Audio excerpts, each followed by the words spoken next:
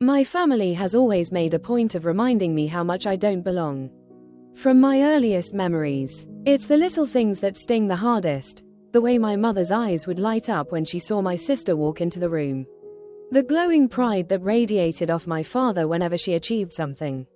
Even something as small as winning a spelling bee or landing the lead role in the school play.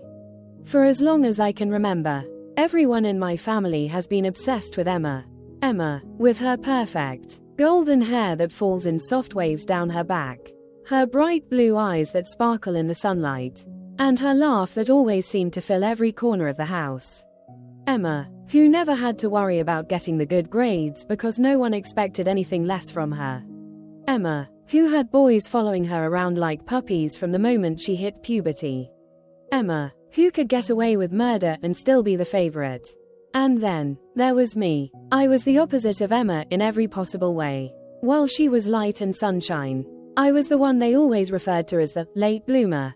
But what they really meant was I didn't turn out the way they had hoped. My hair wasn't golden and shiny, it was a dull brown that frizzed up the moment there was a hint of humidity. My eyes weren't blue, they were this flat, dark brown that no one ever complimented. And my laugh, well, no one ever paid much attention to whether or not I laughed. I grew up constantly being told to try harder, to put more effort into my appearance. My mother would drop passive-aggressive comments like, "Why don't you wear your hair down like Emma?" Or, "Maybe if you wore a bit of makeup, you'd look more polished." As if being polished was some kind of magic trick that would turn me into Emma overnight. Even my father, who never said much, had a habit of sighing whenever he looked at me. It was a sound full of disappointment. The kind of sound that told me everything I needed to know about how he felt. He didn't have to say the words. I knew what he was thinking. Why couldn't I have 2 daughters like Emma? They never outright called me ugly. But the message was always there. I wasn't like her. I wasn't the beautiful one. I wasn't the one they could show off at family gatherings or bring up in conversations with friends. I was the afterthought, the other daughter, the one who didn't fit. Growing up under the shadow of someone as perfect as Emma wasn't just hard, it was soul-crushing. Every time we went anywhere together, whether it was a family dinner or just running errands, people would stop and admire her. Strangers would say things like, "You're such a beautiful family." But I always knew they were talking about Emma, not me. No one ever stopped to compliment me. No one ever noticed me standing there beside her. It was as if I was invisible. And Emma was the star everyone came to see. At school, it wasn't much different. Emma was popular, the girl everyone wanted to be friends with. I, on the other hand, was the awkward, frizzy-haired girl who sat in the back of the class, trying to stay out of the spotlight. I didn't mind that part too much, though. Being invisible at school felt like a blessing compared to being at home, where my family's constant comparisons were unavoidable. There was this one day, I must have been around 14, when my mom bought Emma a new dress for some fancy event she was going to. I didn't even know what the event was, but I remember the dress. It was this beautiful, delicate thing, covered in intricate lace and beads that sparkled in the light. When Emma put it on, she looked like something out of a movie. She twirled around in front of the mirror, giggling, while my mom looked on with admiration in her eyes. I stood there, watching from the doorway, feeling smaller and more insignificant than ever. "Maybe you'll get to borrow it one day," my mom said with a half-hearted smile. "Once you grow into it." She didn't mean the dress. I knew that. She meant grow into being someone worth looking at. But I never did, at least not in their eyes. The years went by, and nothing changed. Emma continued to be the favorite. And I continued to fade into the background. I tried to fight it at first. Tried to be more like her. I wore my hair down. Tried different makeup looks. Even practiced her walk in front of the mirror. But no matter what I did, I was always just me. And me was never enough. It wasn't until I left for college that I started to breathe again. Getting out of that house, away from the constant comparisons, was like breaking free from a weight I hadn't realized I was carrying. In college, no one knew Emma, no one compared me to her, and for the first time in my life, I felt like I could be someone without her shadow looming over me. I made friends, People who didn't care what I looked like. People who liked me for who I was. I got involved in things that made me happy. Things that made me feel alive. And slowly, very slowly, I started to realize that maybe I wasn't so terrible after all.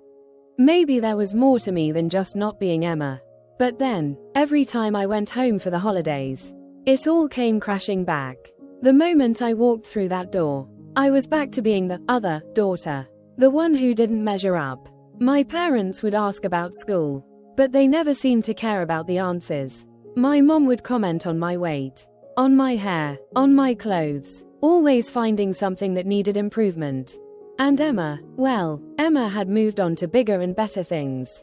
She had a successful career, a handsome boyfriend, and the perfect life my parents had always dreamed of. Whenever she was around, they practically tripped over themselves to sing her praises.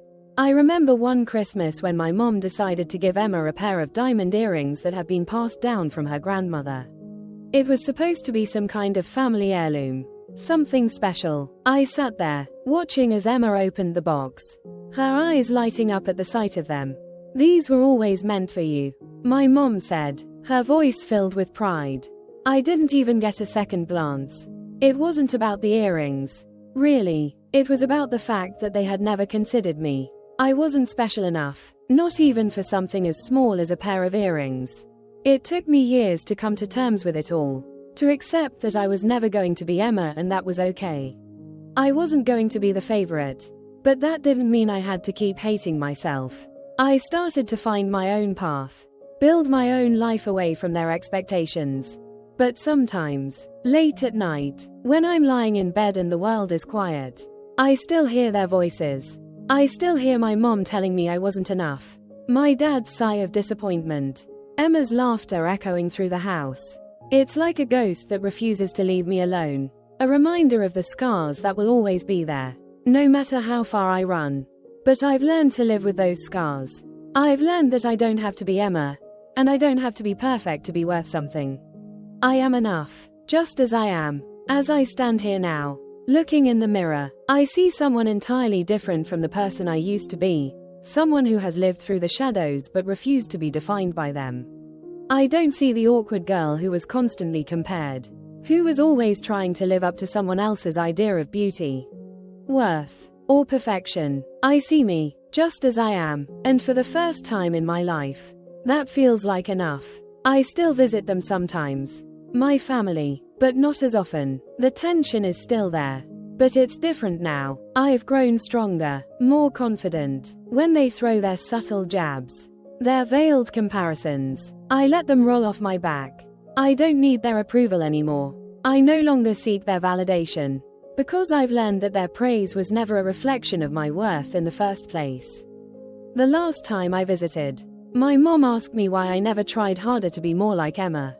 She asked it with that same disappointed tone she's used my whole life. As if I've let her down by simply existing as myself. But for the first time, I didn't feel the need to defend myself. I just smiled and said, "Because I'm happy with who I am." She didn't understand. I don't expect her to.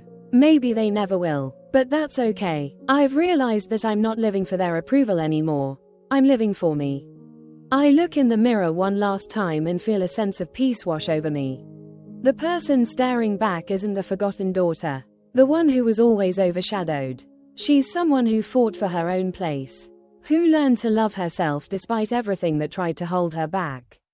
And maybe my family will never see that. Maybe they'll never understand what it took for me to get here.